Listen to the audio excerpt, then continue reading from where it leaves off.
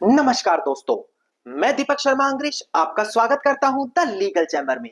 अब दोस्तों, कई बार देखने को मिलता है जब दो पार्टी के बीच में कोई सिविल केस चल रहा होता है, चाहे पैसे निकलवाने को लेकर है, जमीन पर कब्जे को लेकर है, जमीन के बंटवारे को लेकर है, जमीन के मालिकाना हक को लेकर है। बेसिकली किसी भी प्रकार का सिविल केस जब दो लोगों के बीच में होता है तो उनमें से कोई एक व्यक्ति दूसरी पार्टी पर ज्यादा दबाव बनाने के लिए झूठा क्रिमिनल केस कर देता है।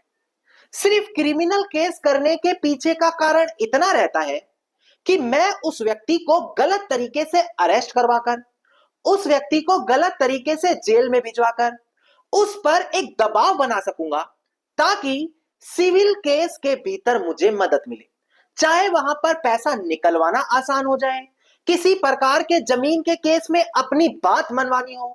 कई बार देखने को मिलता है वहां पर क्रिमिनल केस कर दिया जाता है। नाउ अक्सर देखने को मिलता है वो पार्टी जिसने कुछ किया भी नहीं है, सिर्फ सही तरीके से सिविल केस लड़ रही थी, बाद में बेवजह पुलिस स्टेशन के चक्कर लगाने पड़ते हैं, कई बार तो जेल भी जाना पड़ जाता है। पर मैं अगर आप लोगों को कहूं कि अगर दो लोगों के बीच सिविल केस चल रहा है तो वो आपस में क्रिमिनल कार्रवाई नहीं कर सकेंगे, तो क्या आप मेरी बात पर यकीन करेंगे? देखिए दोस्तों, आज हम इसी टॉपिक पर डिस्कस करने वाले हैं कि जब दो पार्टियों के बीच में सिविल केस चल रहा है तो क्या वहां पर वो क्रिमिनल केस कर सकते हैं। और ये सारा का सारा टॉपिक मैं ऑनरेबल सुप्रीम कोर्ट की रेलिवेंट जजमेंट के साथ डिस्कस करूंगा, ताकि आपको पूरा कंसेप्ट विद रेलिवेंट एग्जाम्पल के साथ क्लियर हो कि आपकी सिचुएशन में आखिरकार क्या होने वाला है। अब दोस्तों, अगर आप लोगों को हमारी ये वीडियोस अच्छी लगती है, अगर आप लोगों को हमारी तरफ से किए गए एफर्ट्स अच्छे लगते हैं, तो मेरा आप लोगों से अनुरोध है इस वीडियो को आप लाइक जरूर करें, ज्यादा से ज्यादा शेयर जरूर करें और अपना वैल्यूएबल कमेंट सेक्शन में जरूर लिखें। तो चलिए दोस्तों, अब आज की इस वीडियो को हम ज्यादा लंबा ना करते हुए आज की इस वीडियो को स्टार्ट करते हैं।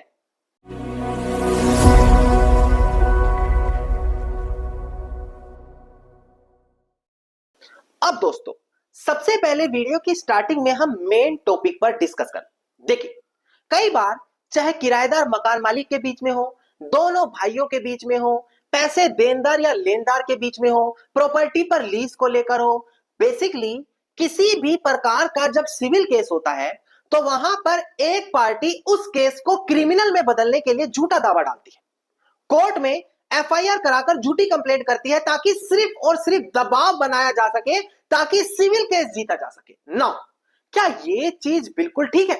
क्या ऐसा वहां पर किया जा सकता है? अब इस चीज के संदर्भ में मैं कुछ बड़ी जजमेंट आज की वीडियो में डिस्कस करने वाला हूं। अब एक बार डिस्प्ले पर ध्यान दें, कुछ बड़ी जजमेंट है जो आपके साथ डिस्कस की जाएगी।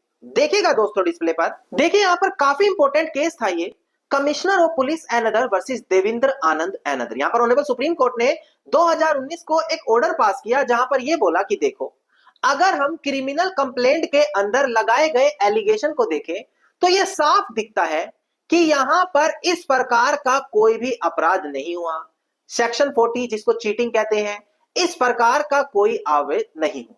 यहां पर सुप्रीम कोर्ट ने बताया कि इन दोनों पार्टियों के बीच में एक सिविल केस चल रहा था जो प्योरली सिविल डिस्प्यूट था, और वहां पर क्रिमिनल केस डाली गई सिर्फ इसीलिए ताकि दबाव बनाया जा सके। तो ऑनरेबल सुप्रीम कोर्ट ने कहा कि ये तो सिर्फ और सिर्फ abuse of process of law है, यानी कि कानून का गलत तरीके से इस्तेमाल करना है ताकि सिविल केस में इसका फायदा उठाया जा सके। और ऑनरेबल सुप्रीम कोर्ट ने इस केस को सीधा ही क्या करा, क्वैश कर दिया, खत्म कर दिया। नो, ऐसा पहली बार नहीं हुआ, आखिरकार बहुत से ऐसे केस है जहां पर हो चुका है।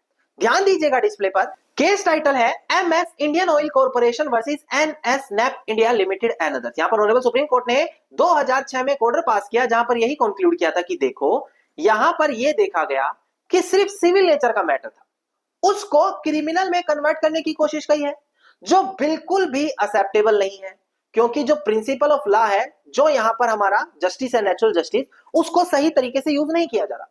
तो यानी कि यहां भी यही कंक्लूड किया गया कि सिविल डिस्प्यूट के लिए क्रिमिनल केस नहीं डाले जा सकते। ना, एक और बड़ी जजमेंट थी, उस पर भी ध्यान दीजिएगा दोस्तों।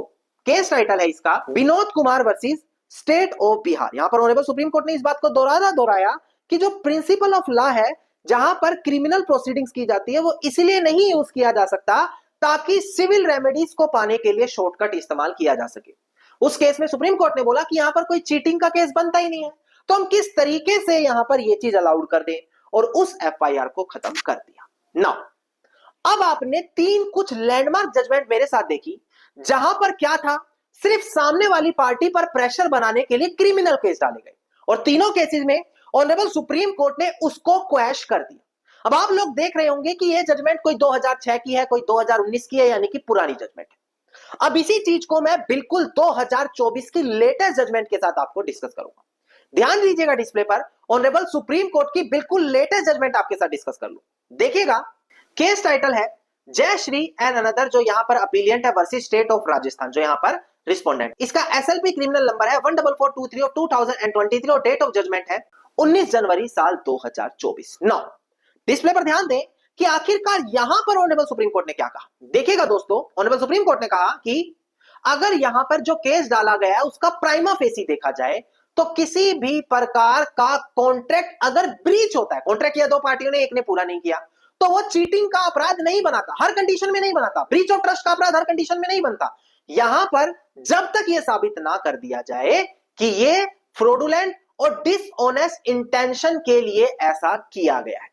इसके अलावा यहां पर ऑनरेबल सुप्रीम कोर्ट ने यह भी देखा कि यह तो एक प्रकार से जो पैसा है उसको रिकवर कराने के लिए शॉर्टकट है। सिविल डिस्प्यूट के क्लेम को प्रेशर कराने के लिए यह केस डाला गया है, जो बिल्कुल भी एक्सेप्टेड नहीं है। तो यहां पर मैंने साल 2024 की ऑनरेबल सुप्रीम कोर्ट की बिल्कुल लेटेस्ट जजमेंट भी डिस्कस करी, जहां पर यही बात कही गई, ताकि आप लोगों को पूरा क्लियर हो जाए कि हमारी तरफ से दी गई जानकारी बिल्कुल 100% सच होती है। नौ अब लोग खुश हो गए होंगे कि सर हमारे साथ तो अब मजे आ गए, हमारे ऊपर सिविल केस था, हमारे ऊपर क्रिमिनल हो गया, अब तो हम जाकर सीधा केस खत्म कराएंगे। जी नहीं दोस्तों, हर केस में ऐसा नहीं होगा।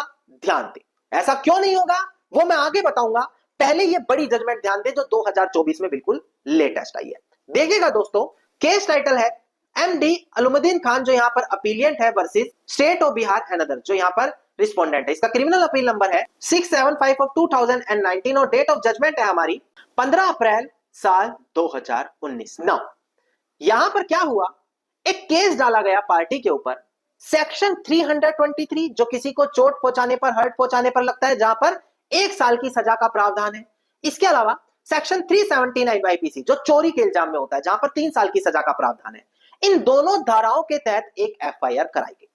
अब यहां पर जब ये एफआईआर हुई तो पार्टी सीधा ऑनरेबल हाई कोर्ट पहुंची। सेक्शन 482 सीआरपीसी, जो मैं आप लोगों को बार बार बोलता हूं, इस प्रोविजन का इस्तेमाल करें अपनी एफआईआर को खत्म कराने के लिए।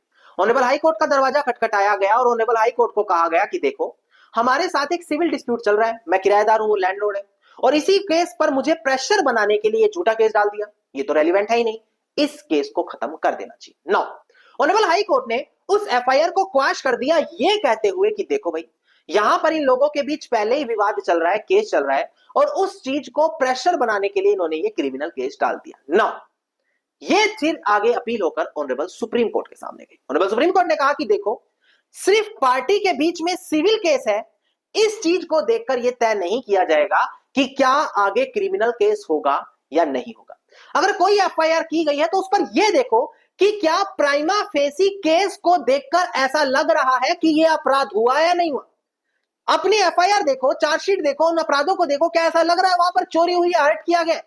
अगर ऐसा कोई भी चीजें नहीं लग रही तो ऐसे केस में अगर यह कंसीडर हो कोर्ट को कि कोई भी ऐसी चीज वहां नहीं हुई, सिर्फ प्रेशर बनाने के लिए किया गया, तब उस एफआईआर को खत्म करना चाहिए। वरना सिर्फ यही माइंड मेकअप कर लेना कि सिविल केस है इसलिए क्रिमिनल डाला गया, वो रेलिवेंट नहीं है। इसके अलावा पार्टी का यह भी कहना था कि देखो, जो केस के अंदर विटनेस है उनकी स्टेटमेंट भी यहां पर अलग है, सेम नहीं है। तो ऑनरेबल सुप्रीम कोर्ट ने कहा स्टेटमेंट क्या है, एविडेंस क्या है, यह चीज ट्रायल कोर्ट में जुडिशियल मजिस्ट्रेट कंसीडर करते हैं। सुप्रीम कोर्ट इस चीज को कंसीडर नहीं कर सकता। ट्रायल में जाकर यह चीज होगी कि क्या विटनेस की स्टेटमेंट ठीक है या गलत है। और यहां पर सिर्फ इस चीज को देखना कि पहले एक सिविल केस चल रहा है इसीलिए क्रिमिनल डाल दिया, यहां पर केस को खत्म नहीं कराएगा। अब आप लोग हो गए होंगे कंफ्यूज, सर पहले इतनी जजमेंट दे दी, जहां पर ऐसा बोल रहे हो आप हो जाएगा, आखिरी में जजमेंट दे रहे हो, जहां पर बोल रहे हो नहीं होगा, तो आखिरकार हो गया का? देखिए, जब कभी भी सिविल केस के चलते आप पर क्रिमिनल केस हुआ और आप जानते हैं कि सिर्फ प्रेशर बनाने के लिए किया है, तब आपको ऑनरेबल हाई कोर्ट का दरवाजा खटखटाना है ताकि उस एफआईआर को क्वैश करा सके। वहां पर प्राइमा फेसी साबित करना पड़ेगा कि ऐसा अपराध नहीं बना, साथ में सिविल केस का रेफरेंस देना पड़ेगा, उसको मेन आउटपुट नहीं बनाना, उसका रेफरेंस देना है कि इस पर दबाव बनाने के लिए ऐसा किया है। इस तरीके से आप फिर उसको क्वैश यानी कि एफआईआर को खत्म करा सकेंगे। ये दोनों जजमेंट यूं जाननी अनिवार्य थी ताकि जो यहां पर मैंने अभी जजमेंट डिस्कस करी वही गलती आप डिस्कस ना कर ले और अपने केस को खराब करा ले। ये ध्यान देनी बहुत जरूरी है, बड़ी बारीकी की चीज है जो आप लोगों को पता होना अनिवार्य है। धन्यवाद दोस्तों, उम्मीद करता हूं वीडियो में लगाए गए हमारी टीम की तरफ से एफर्ट्स आप लोगों को काफी पसंद आ रहे होंगे। सिर्फ छोटा सा अनुरोध है, वीडियो को लाइक करें, कमेंट करें कि कैसी लगती हैं आपकी हमारी वीडियोस, किस और टॉपिक पर चाहते हैं, किस राज्य से जुड़े हैं, कहां से देख रहे हैं, कितने समय से हमारे चैनल से जुड़े हैं, ताकि हम मोटिवेट होकर लगातार वीडियो बनाते रहें। इसके अलावा अगर आप रोजाना इसी प्रकार की हर महत्वपूर्ण जानकारी पाना चाहते हैं तो चैनल को तुरंत सब्सक्राइब करके नोटिफिकेशन बेल आइकन आप जरूर दबा दें।